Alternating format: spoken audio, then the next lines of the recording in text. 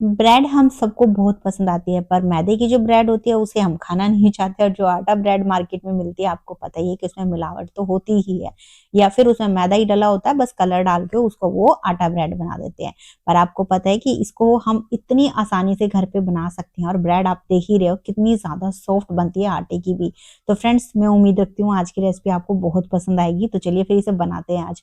तो आटा ब्रेड बनाने के लिए सबसे पहले हम एक बोल के अंदर 1 कप लेंगे गरम दूध। आपको हमेशा बोलते हैं ना गुनगुना दूध लेना है, गुनगुना नहीं लेना है, पहले हमें गरम दूध लेना है। और आप है ना यहाँ पर मेजरिंग कप लेना, अगर मेजरिंग कप नहीं है तो कोई भी सिंपल आप कटोरी या कप ले लेना, और उसी से फिर आपने सारी मेजर करनी है। अब ये जो गरम दूध है इसके अंदर हम डालेंगे 2 टेबलस्पून देसी खांड। तो आप चाहो तो देसी खांड की जगह यहाँ पर चीनी भी ले सकते हो, पर देसी खांड चीनी के मुकाबले थोड़ी सी हेल्दी ऑप्शन है, तो इसलिए मैंने यहाँ पर देसी खांड ही यूज किए। वैसे मैं ज्यादातर रेसिपी में देसी खांड ही लेती हूँ।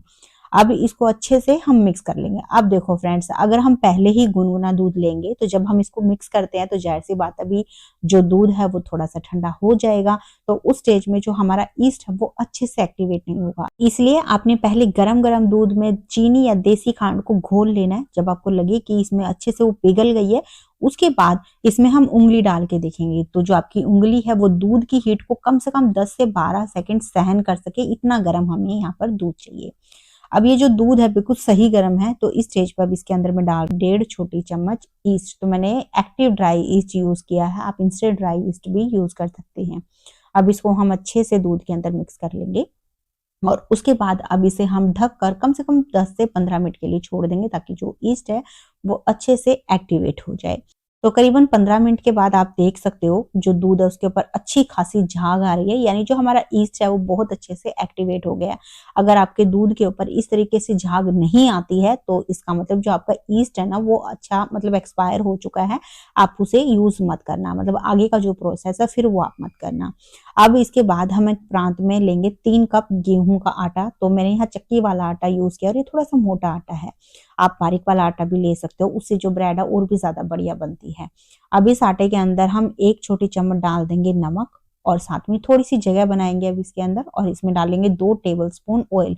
आप यहाँ ऑयल की जगह बटर भी ले सकते हो, इससे जो ब्रेड है ना वो बहुत ज्यादा सॉफ्ट बनती है। अब इसमें जो ईस्ट वाला पानी है वो डाल देंगे, और उसके बाद पहले इसे हम मिक्स करेंगे।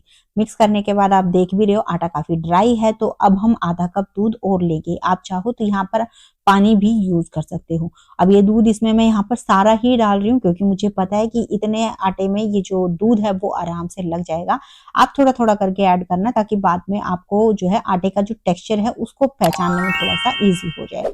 अब इस दूध को डालने के बाद बस इसे अच्छे से मसलते हुए हम बिल्कुल नरम सा इसका आटा लगा लेंगे। जितना नरम आटा आप लगाओगे ना, आपकी जो ब्रेड है उतनी ही ज्यादा नरम होगी। तो इस आटे को जैसे हम मसलेंगे ना, तो ये आटा बहुत ज्यादा चिपचिपा हो जाएगा, प्रांत पे भी आपके चिपकेगा, हाथों पे भी चिपकेगा, तो आपको मसलने में थोड़ी सी दिक्कत आएगी। तो इस स्टेज पे आप अपने हाथों पे बीच बीच में थोड़ा बहुत ऑयल लगाते रहना, और साथ में 1 आधी छोटी चम्मच आप ऑयल डालते भी रहना, ताकि आटे को मसलने में आपको ज्यादा दिक्कत ना आए। फिर भी अगर ज्यादा ही प्रॉब्लम हो रही है तो आप यहाँ 1 आधी छोटी चम्मच मैदा या फिर आटा डालकर भी इसको गूंथ सकते हो। बस आपने इतना ध्यान रखना है, इसको अच्छे से मसलते समय जो आटा का टेक्सचर है वो बिल्कुल आपने नरम साइड में रखना है, और बिल्कुल चिकना आटा हमें ये रखना है। अभी जैसा आप यहाँ देख रहे हो, मैंने इस आटे को बिल्कुल चिकना और स्मूथ रेडी किया, और इस आटे को गूंथने के लिए जो मैंने 1.5 कप मतलब टोटल दूध लिया ना, वही मुझे लगा। आपको हो सकता है 1 आधी टेबलस्पून और दूध लग जाए, तो आप यहाँ पर डाल लेना। तो अब अपने हाथों पे थोड़ा सा ऑयल लगा के इस आटे की हम एक बड़े साइज की लोई बना लेंगे, और लोई को हम इस तरीके से अंदर की तरफ टक करेंगे, ताकि इसके अंदर जो एयर है वो अच्छे से लॉक हो। अब ये जो लोई है इसको हमें जो है रेस्ट पे रखना है, तो उसके लिए हम एक बड़ा बोल लेंगे और उसमें थोड़ा सा ऑयल डालकर इसे पूरी बोल में फैला देंगे, ताकि आटा इसके अंदर ज्यादा ना चिपके। अब ये जो आटे की बोल है इसके अंदर रखेंगे, और ऊपर से फिर से थोड़ा सा इसके ऊपर ऑयल हम लगा देंगे, ताकि जब इसको हम रेस्ट पे रखें ना, तो इसके ऊपर की सरफेस ज्यादा ड्राई ना हो। अब इस बॉल को हम एक क्लिंग रैप के साथ कवर कर देंगे, या फिर आप फॉइल पेपर से भी कवर कर सकते हो, या फिर सिंपल आप प्लेट से भी ढक सकते हो। प्लेट से ढको तो आप ध्यान रखना नीचे की तरफ आपने थोड़ा सा ऑयल लगा लेना है, ताकि आटा प्लेट पे ज्यादा ना चिपके। बस अब इस बॉल को हम करीबन 2 घंटे के लिए किसी गर्म जगह पे रख देंगे। वैसे मैंने यहाँ पर इसको आटे के कंटेनर में रखा था, जिससे बहुत ही जल्दी और बहुत बढ़िया फर्मेंट हो गया।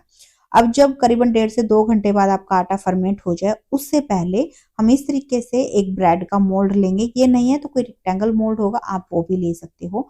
अब इस मोल्ड में हम थोड़ा सा ऑयल डाल के इसको अच्छे से पूरे मोल्ड के अंदर फैला देंगे और उसके बाद हम इस तरीके से एक बटर पेपर इसके ऊपर लगा देंगे। इसको लगाने का फायदा ये होता है कि जो हमारी ब्रेड है ना, वो ज्यादा चिपकेगी नहीं और बहुत अच्छे से डिमोल्ड हो जाएगी, मतलब ज्यादा हमें मेहनत नहीं करनी पड़ेगी।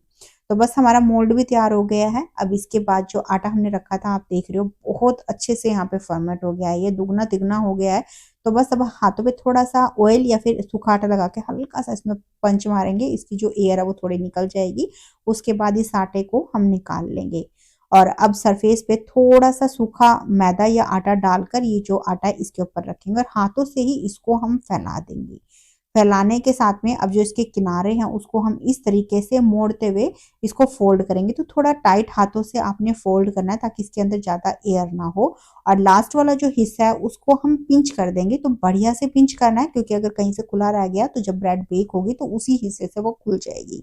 तो इसकी जो लंबाई है वो आपने मोल्ड के हिसाब से रखना है, जितना भी बड़ा आपका टिन है, लंबाई है मतलब टिन की, उसी हिसाब से आपने यहाँ जो है इसकी लंबाई रखनी है।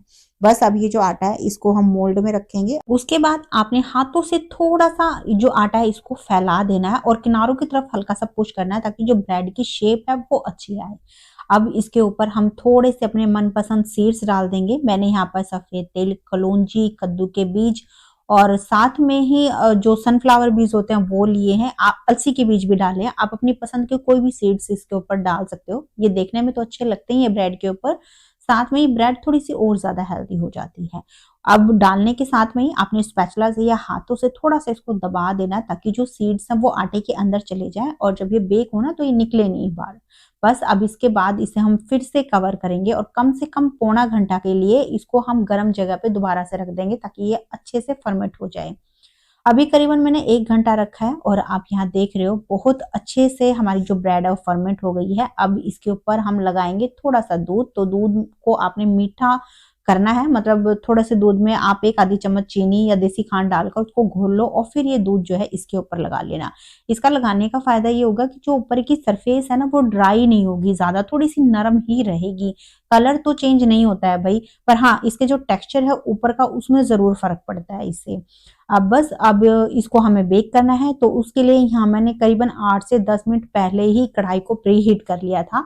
आप देख रहे हो कढ़ाई में मैंने नमक डाला हुआ है। नमक डालने का फायदा ये होता है, एक तो जो कढ़ाई है वो थोड़ी कम जलेगी, दूसरा जो हमारा ये मोल्ड है उसको अच्छे से हीट मिलेगी चारों तरफ से, जिसकी वजह से हमारी ब्रेड बढ़िया से बेक होगी।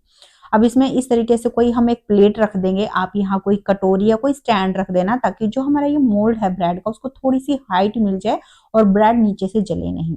बस अब इस मोल्ड को इसके अंदर रखेंगे और ढक्कन लगाकर हम बिल्कुल धीमी आंच पे इसको बेक होने देंगे। तो कम से कम आपने 55 मिनट इसको बिल्कुल भी नहीं छेड़ना है भाई, हम कढ़ाई में बना रहे हैं, आंच आपने कम ही रखनी है। तेज आंच पे इसको बेक करोगे ना तो जो नीचे की सरफेस है ब्रेड की वो ज्यादा जल जाएगी।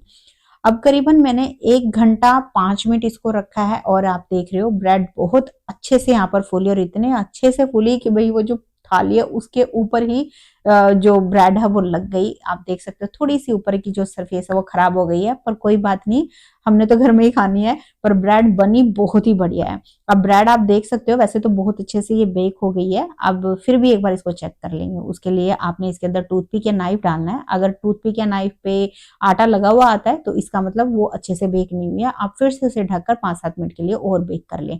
पर यहाँ ब्रेड बहुत अच्छे से बेक हो गई है, तो बस आंच को बंद करके इस मोल्ड को हम निकाल लेंगे और उसके बाद इस पे हम थोड़ा सा घी लगा लेंगे। आप यहाँ बटर भी लगा सकते हो। इससे होगा ये कि जो ऊपर की सरफेस है ना वो ज्यादा ड्राई नहीं होगी इसकी। बस अब इसे कपड़े से कवर करके इसको ऐसे ही हम रहने देंगे जब तक ये अच्छे से ठंडी नहीं हो जाती। गरम गरम में इसको हमें डीमोल्ड नहीं करना है। तो अभी मैंने करीबन इसको 1 से 1.5 घंटा ही रखा। अभी थोड़ी थोड़ी ये गर्म है ब्रेड, तो अभी मैं इसको जो है डीमोल्ड कर रही हूँ। तो भाई मुझे वीडियो में दिखाना था इसलिए मैं इसको गरम गरम में ही निकालू। थोड़ी सी गर्म है, मतलब बिल्कुल अच्छे से ठंडी नहीं हुई है, बट आपने ध्यान रखना है कि थोड़ा ठंडा करके ही आपने ब्रेड को निकालना है। जैसे मैंने पहले ही बताई जो ब्रेड है वो टूट सकती है। तो अब जो इसके किनारे वैसे तो ब्रेड के बिल्कुल अच्छे से खुद ही अलग हो गए हैं, फिर भी हम नाइफ से थोड़ा सा इसको इस तरीके से चला लेंगे ताकि कहीं पर अगर ब्रेड चिपकी हो तो वो हट जाए। बस अब इस ब्रेड को इस तरीके से उल्टा करेंगे, हल्का सा टैप करेंगे और बस आप देख सकते हो कितने आराम से जो ब्रेड है वो निकल गई है। तो बटर पेपर लगाने का यही फायदा होता है कि ब्रेड ज्यादा चिपकती नहीं है, आपकी मेहनत थोड़ी सी कम लगती है। तो आप देख सकते हो कितनी बढ़िया हमारी ब्रेड बनी है। तो एक बार मैं यहाँ काट के भी आपको ब्रेड को दिखा रही हूँ ताकि आपको अंदाजा लग जाए कि जो हमारी ब्रेड है वो कैसी बनी है। तो मेरे काटने से आपको अंदाजा वैसे लग ही गया होगा कि बहुत ही ज्यादा सॉफ्ट ये ब्रेड बनी थी, इतनी सॉफ्ट थी कि मुझे काटने में बहुत दिक्कत आ रही थी। तो एक बार मैं ब्रेड ये कट कर लूँ, उसके बाद में इसका जो टेक्सचर है वो आपको दिखाती हूँ।